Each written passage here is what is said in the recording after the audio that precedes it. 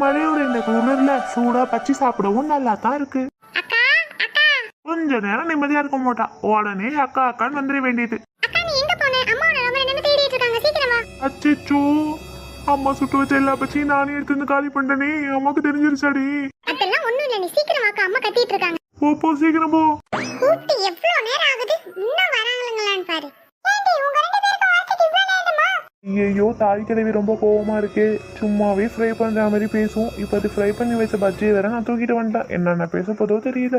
ஏண்டி சாப்பிட கூப்பிட்டா உடனே வந்து சேர மாட்டீங்களா? சீக்கிரம் வாங்க. அக்கா நீ தப்பிச்சிட்ட, சீக்கிரம் வா. என்னடி சாப்பிட வந்து சமைக்கிறதுக்கு கூட்டிட்டு வந்திருக்காங்க? அதான்க்கா எனக்கும் புரியல, ஏதோ பிளான் பண்ணி வச்சிருக்காங்க போல. என்னங்கடி முழிச்சுக்கிட்டே இருக்கீங்க?